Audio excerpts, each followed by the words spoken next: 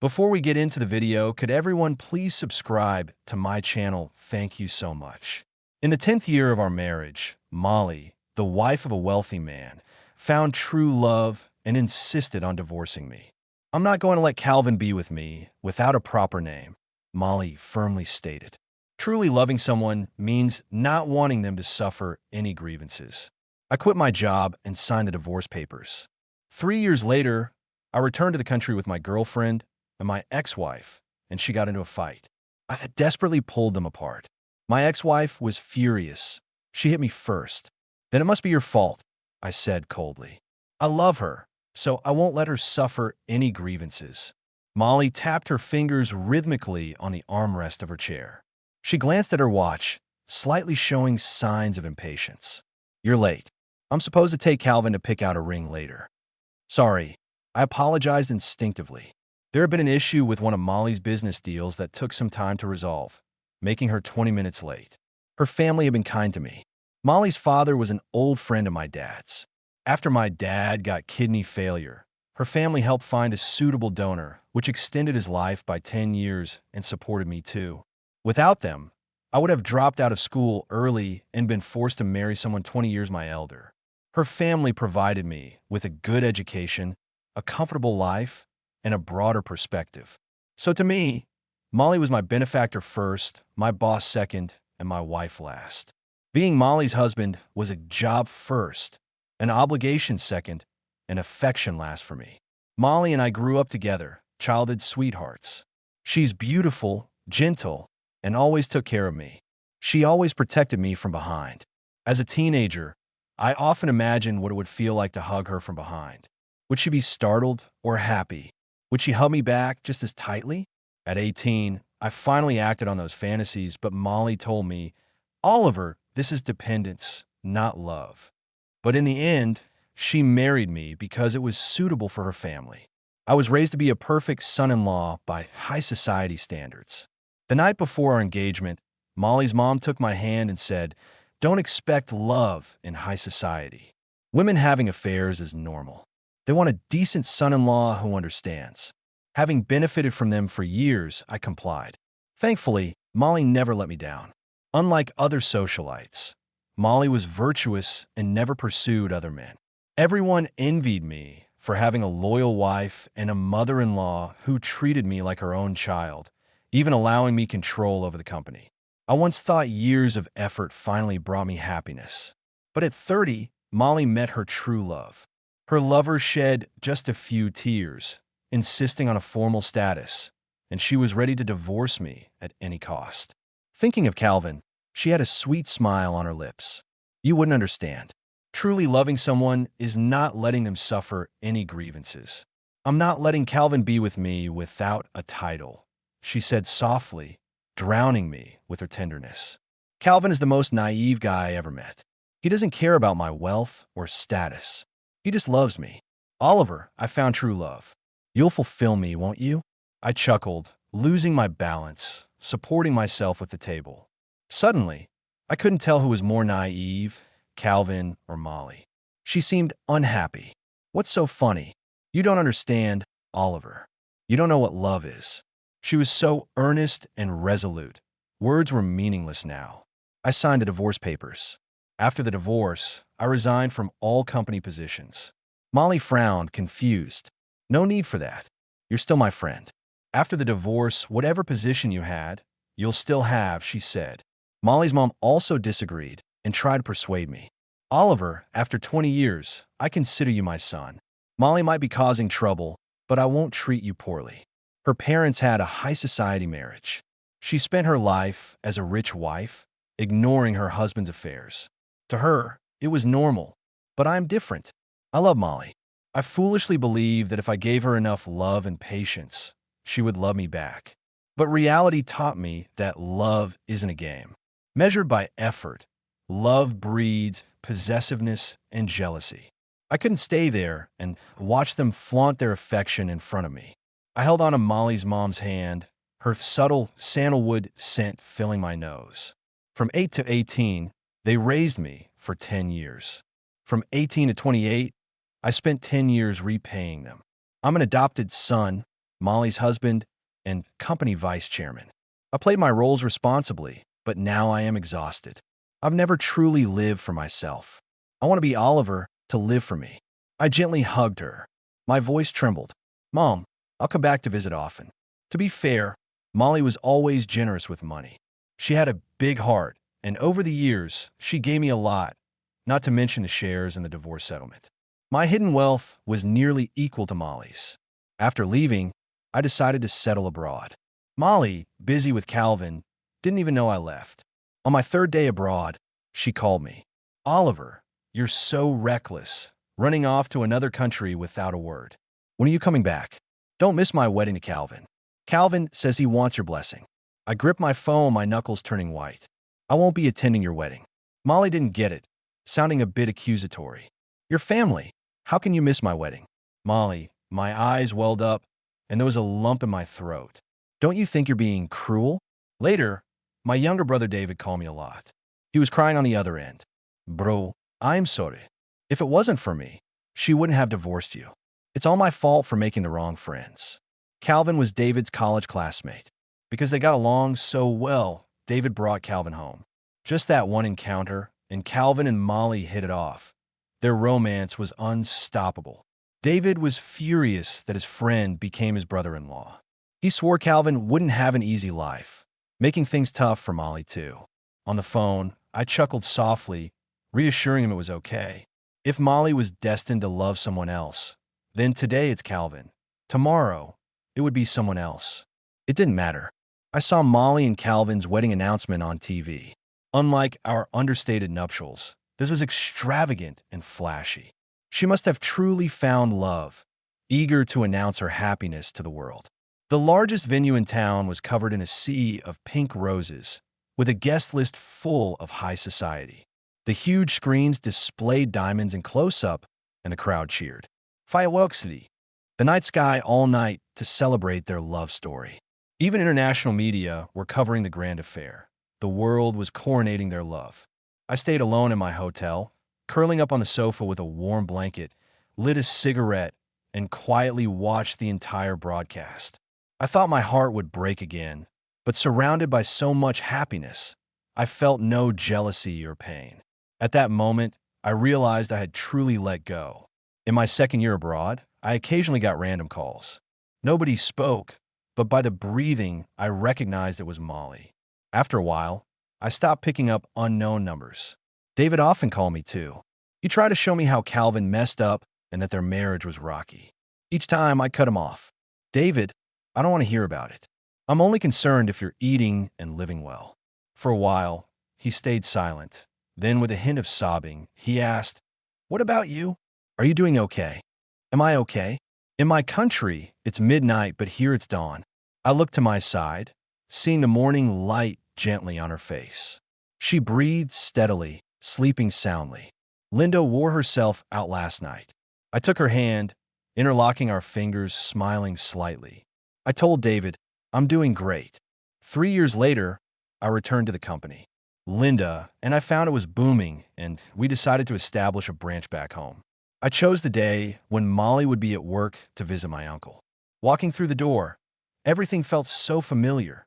Nothing had changed. A breeze stirred the wind chime I'd hung as a child, its tinkling comforting. His eyes were wet with emotion, his voice full of reproach. You ungrateful boy, you said you'd visit sooner, and now 3 years have passed. I hugged him, laughing, pulling out the gifts I bought to appease him. Glancing up, I noticed Calvin standing awkwardly on the stairs, unsure whether to go up or down. In 3 years, he seemed different from my memory. His hairstyle and clothing looked oddly familiar, like me back then. David once complained, saying Calvin shamelessly copied my style. I had chuckled at that, thinking David must be mistaken. I nodded slightly at Calvin to acknowledge him, but he just fidgeted with his clothes, stubbornly avoiding eye contact. At dinner time, Molly rushed home, flustered and a bit disheveled, carrying my favorite roasted meats. She beamed brightly, speaking warmly as always. Why didn't you let anyone know you were coming? I could have had your favorite meatballs and jasmine incense ready. She tried to hug me, and I instinctively stepped back, pulling away. I was startled by Molly's familiarity and enthusiasm, given how cold she had been. When we split awkwardly, she dropped her hand and scanned me up and down. "So when did you get that tattoo on your arm?" she asked, pointing. "I like the style. It suits you. Makes you look even cooler." Her eyes looked at me appreciatively, and all I could do was smile politely. Calvin stood off to the side, pale and seeming crushed. Molly didn't look at him once, and I didn't get why her declared true love was treated so coldly. But that was none of my business. I didn't plan to stay for dinner anyway, despite Molly trying to get me to stay. I said goodbye to my uncle and turned to leave. The new office is near Molly's company building. It's a property I got from my divorce settlement. On the opening day, to create hype, I used my connections to bring in a bunch of media. I didn't expect Calvin to suddenly show up, with eyes full of tears, looking both forlorn and stubborn. He shouted from the crowd, "Oliver, please stay away from my wife. You've been gone for 3 years. Why are you back? I can't take my wife thinking about you every day. My life is filled with memories of you. Oliver, show some pity. Can you leave my and Molly's marriage alone?" The place fell silent. My marriage with Molly was super low-key. Not many in the public knew I was her ex-husband. The reporters were caught off guard and turned their cameras toward Calvin. The guests were mainly from elite backgrounds. Many knew the scoop, but kept their reactions composed, though their curious glances darted between us. I couldn't let him slander me like that. Besides, standing beside me, Linda was clenching her fists, clearly about to lose her cool. I picked up the microphone, speaking clearly and firmly. "Calvin, you should have evidence when you say something. If you can't prove I interfered in your and Molly's marriage, I will defend my reputation and sue you until you issue a written apology and statement. Also, this is not a marketplace. The loudest voice doesn't win. Please don't make a scene like a street brawler. It's undignified." Something must have struck Calvin's pride. He lost control. "Dignity? I'm sick of your dignity. Everyone, after marrying, wants me to keep my dignity, saying I'm embarrassing, not presentable, saying they love me. That's all BS. You rich folks think you're something, that having some money lets you mess with other people's lives." Worried things might get out of hand, I signaled the security to escort him out, but the word got out anyway. Calvin's outburst video went viral. It wasn't until the evening that Molly's company PR managed to remove it from trending topics. On the phone, Molly's voice was tense. "Oliver, I'm sorry.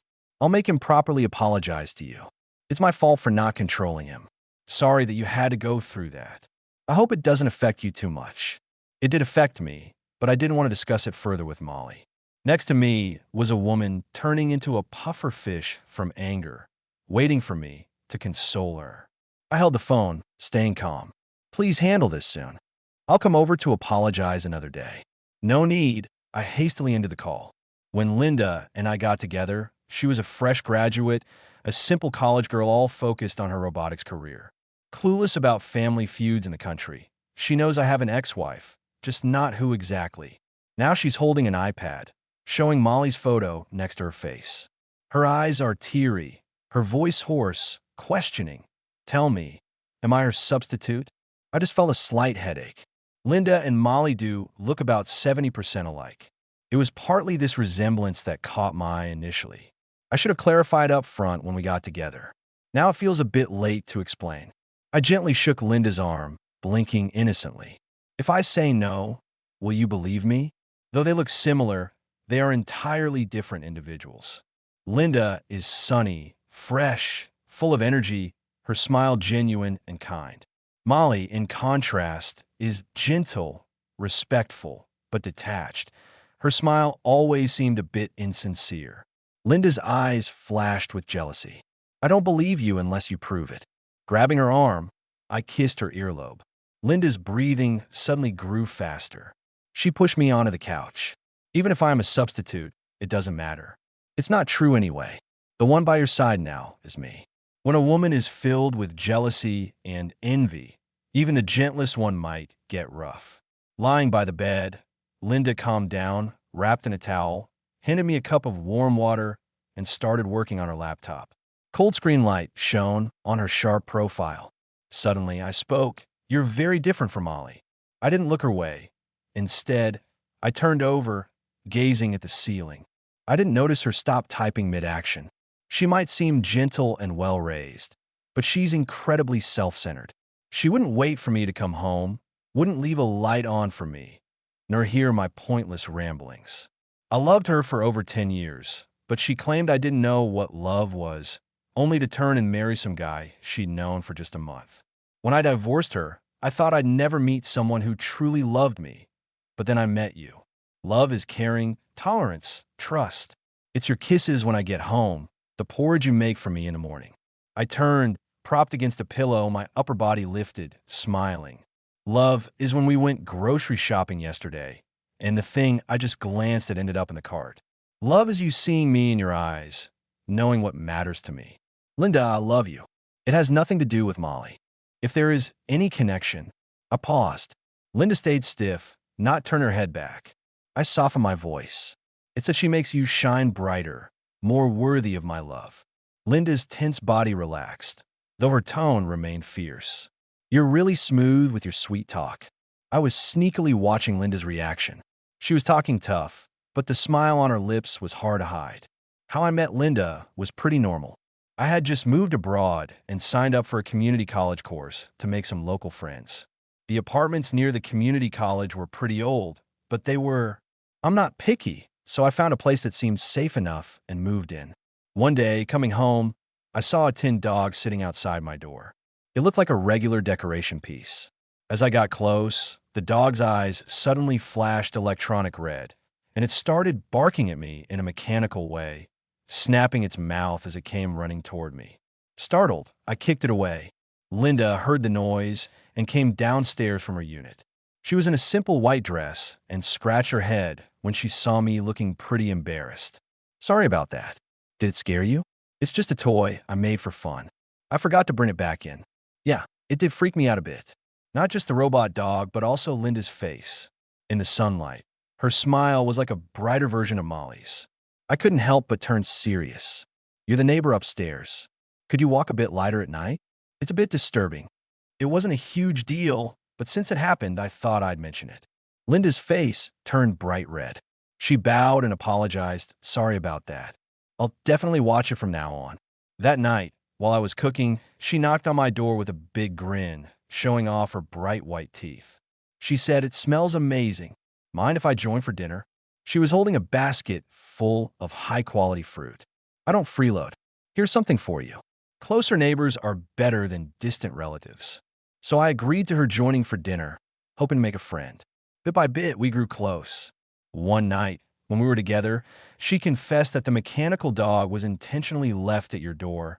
Handsome neighbor, since the first day you moved in downstairs. I was thinking about how to meet you. I watched her in surprise.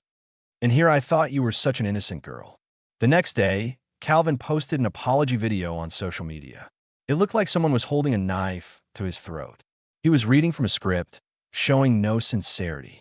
I didn't even finish watching it before tossing my phone aside. I wasn't keen on learning about Calvin and Molly's drama, but in social circles, it's a small world. You're bound to bump into people. So to avoid being caught off guard, like when Calvin suddenly approached me that one day, I sat down patiently and listened to David complain. Those two were full of passion at first, but they were from different worlds. David took a sip of his bubble tea and began his 2-hour rant. At the start, Molly liked taking Calvin to parties. People around them would give Molly face, tolerating Calvin's seemingly innocent but actually shallow comments. Over time, differences due to social class began to surface. Calvin didn't understand much and knew nothing about business. Molly didn't want to teach him either. She assumed any man standing by her side should naturally get it. Calvin had to figure things out on his own without proper guidance, tending to know what he didn't, which only embarrassed Molly further. On top of that, Calvin's family was a bottomless pit to pay off his gambler father's debts.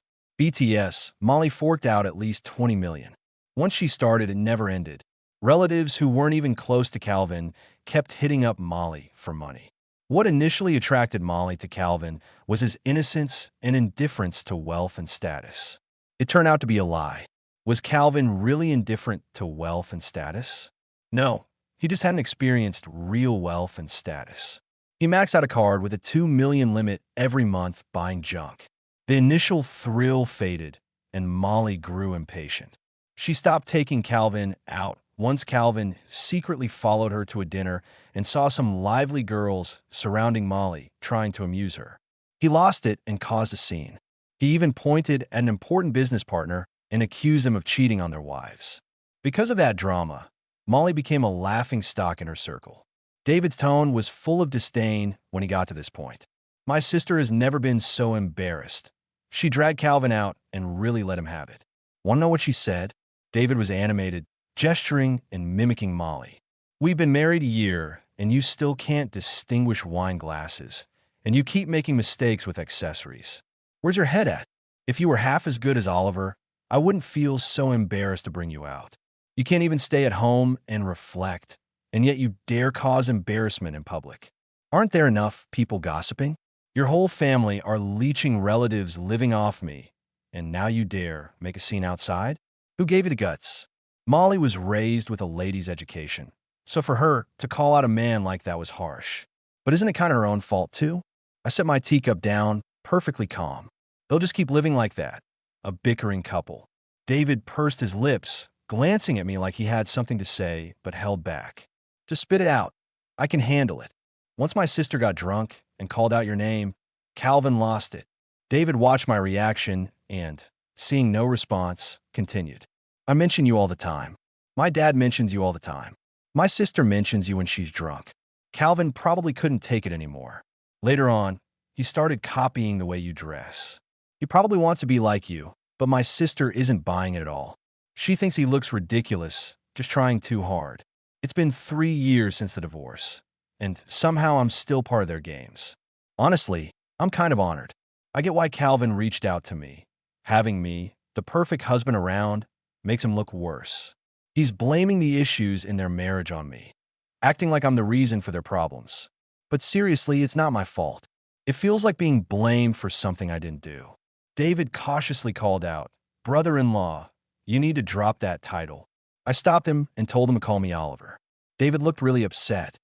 "I'm just used to it, brother-in-law. Do you think you and my sister could get back together?" He sounded hopeful.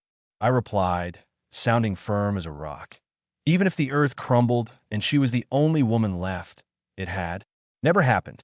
I felt a warm gaze behind me. Linda stood there smiling, her eyes filled with warmth and love. "You could have told me we had guests coming," she said, "so I could have bought more food." That night, David stayed for dinner with us. Through all the lovey-dovey moments with Linda, he finally got that I've moved on. Before leaving, he suddenly grabbed my arm. Sounding a bit gloomy, he said, "Brother-in-law, you and my sister are both family. Even though I want you together, I really hope you can be happy. I'll bless your future." David might be on board, but Molly, not so much. Linda met Molly while picking out an engagement ring. I left for a restroom break, and they were at each other's throats when I got back. Two otherwise decent women ready to throw down. Molly's face twisted in anger. "Why are you with him?" Linda didn't back down, clutching Molly's collar. "He loves you. Did he tell you he loved me for 10 years? Molly sneered. "I thought Oliver found someone special. Seeing your face, I get it now. You're just a stand-in. I can't even stand to look at you." Talking about love, Linda's face darkened, and she slapped Molly. Molly looked shocked. Who insisted on divorce for her true love? Now you act all noble. I stepped in to break them apart, shielding Linda. I glared at Molly. "Can't we just talk things out? 3 years, and you're still quick to hit." Molly wiped blood from her lip and scoffed. "Me hitting? Want to check the cameras to see who hit first?" I didn't care. My bias was obvious.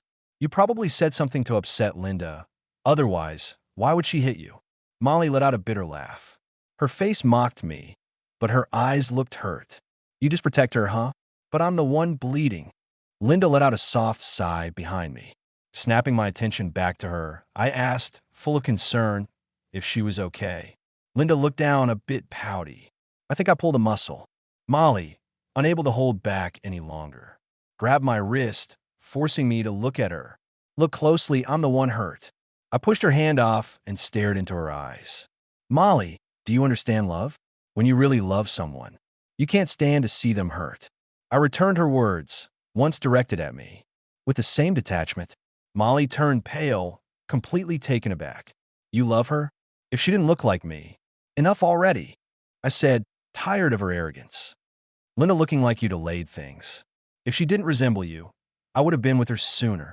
Then I walked away with Linda, leaving Molly to stand there stunned. I truly underestimated Molly's determination. Her business empire is vast, making it tough not to cross paths in the industry. So when she used the monopoly on raw materials to force a meeting, I had no choice but to comply. In a quiet tea room, Molly returned to her usual calm and polished self. Oliver, I spent 3 years figuring it out. My feelings for Calvin were just a fleeting passion. I'll divorce him. You can fool around with that young girl if you want, but eventually, you'll return to me, she said. Our family misses me, claiming it's not complete without me pouring a cup of tea. She said, come back to me. Time has proven we are perfect for each other. I couldn't quite grasp the situation, but anger quietly bubbled inside. I once wholeheartedly offered myself, only for her to dismiss it.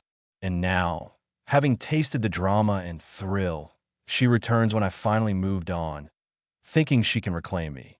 Who does she think she is? Even a loyal dog has its pride. The tea was clear and fragrant. I didn't touch it and decided it was time for a heart-to-heart. You think we're perfect because I was raised with your needs first. If you smile, I'd smile too. If you were sad, I couldn't even feel happiness. Back then, you were my whole world. Any woman would feel a guy who only has eyes for her is perfect, but time doesn't prove anything. My 20 years here couldn't compare to that 1 month Calvin had with you. Molly, I once loved you deeply. I don't regret my past. They saved my dad and gave me a new life. I'll still visit my dad and brother often, but we'll just be strangers from now on. Molly turned pale and said hoarsely, I don't want to be strangers with you, Oliver. I didn't know how to cherish you before, but I regret it now. I know I was wrong. Can you give me another chance? She looked at me intensely, like she had some grand speech lined up. I love you, and you love me too, don't you? I chuckled, suddenly feeling a bit helpless when she asked for a divorce. Her cold words tormented me in those long nights until I could barely breathe. I begged her, told her I loved her, and she shot back that love meant letting go. She wanted me to let her go to be with Calvin. Now, after I chased this love for 10 years, she casually throws it back at me. But I don't need or care about it anymore. I sipped my tea and told her firmly, maybe I wasn't clear enough before. Molly, I don't love you anymore. My heart belongs to Linda now. Molly forced a smile, still stubborn. That girl is just to make me jealous. I shook my head. Stop fooling yourself. You're not as important as you think. I came here to monopolize raw materials. It isn't an issue for me. I just don't want our businesses to suffer unnecessary losses over personal grudges. Look at the silly games, okay? Oh, and Molly, these past 3 years, as you were busy with love, maybe you didn't notice your company's run by managers. I might not lose if it comes to a showdown. If you want to be my rival, go ahead and try. My company's rapid growth hasn't gone unnoticed by her either. My words stung her, and her face crumpled. She closed her eyes, hiding her swirling emotions. Do we have to take it this far? Can't we at least be friends? If she had asked me this 3 years ago, I'd say, if you truly love someone, how could you just be friends? But now I say, nope. I don't want Linda to be upset. No reason to be friends with an ex. When I walked out, Linda was leaning against the car with her arms crossed, looking like she'd rush in if I was even a second later. She reached over and took my bag. Naturally done. This time was a free pass. Next time, I'll unleash hell on her, even if you try to stop me. Linda opened the car door for me, and I glanced at her, amused. Ever since she learned Molly was my ex-wife, her competitive streak kicked in. She'd ask, do you love me more or her? Should we throw a grand wedding? I want you to be the happiest groom in the world. I quickly covered her mouth. No need to compete over this. A small beach wedding is just perfect for me. She bit my hand softly, wind ruffling her hair. With a mischievous grin, she said, we should totally send your ex an invite. Let her see our happiness. I pulled my hand back and playfully punched her chest. Old habits die hard, huh? You're quite something. Calvin and Molly's wedding was grand. Their divorce was just as messy. Uncle allowed Calvin into the family with one condition: sign a prenup forfeiting property rights if they split. Calvin, blinded by love, didn't even think twice. Now, facing divorce, he finds he gets nothing. Molly was always generous with men. If Calvin played his cards right, maybe he wouldn't leave empty-handed. But Calvin decided to go head-to-head with her, teaming up with his gambling dad to prep a live stream exposing family secrets, hoping to ride the wave to internet fame. Barely 10 minutes into the stream, police busted in, arresting Calvin for extortion and theft. Molly sent the love of her life, her forever, straight to jail.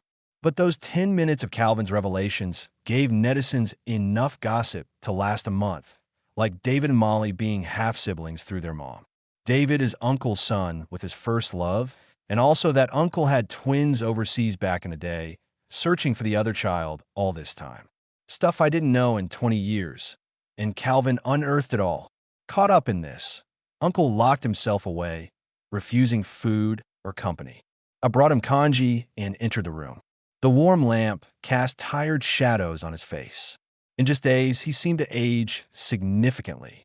When she left with our child, it was to punish me for choosing family interest over her. But how could I have abandoned her when I gave everything to protect her child? She misunderstood me. I was just afraid my family would harass her, so I stayed away. Later, I found her, and she told me her child was dead and begged me to stop searching. But I don't believe it. Deep down, I always felt like the kid was still alive, so I never stopped trying to find out what happened to them. All these years, I sat by the bed, hesitated for a moment, and spoke up. The person you're looking for, I might know who they are. The DNA test results were in. Linda really is Uncle's biological daughter. She and David are siblings. Even Linda was surprised. My dad never told me about this. The one who couldn't handle it was Molly. She went crazy, had a breakdown, and hysterically booked a flight to get away for a while. The happiest person was Uncle. He hugged Linda, who was still in shock, and cried for a long time. Finally, he shook my hand, smiling through his tears. Liver, after all this, we're still family. Before I married Linda, I overheard her talking to Molly on the phone. Which flower supplier do you trust? I want to order something special for my husband. Hey, I'm asking you because you've been married twice. You got a bit more experience, right? That big wedding you had was such a show. I'm just here to learn from you. Sure enough, the room was silent before I heard Molly scream on the other end. Get lost. On our wedding day, David was my best man, and my uncle watched from the audience while Linda slipped the ring onto my finger. I noticed Molly at the back of the crowd, staring at me. Then she left, looking lost. I turned back to the love of my life. I leaned in and gave her a kiss. Linda, I love you. Thank you for loving me.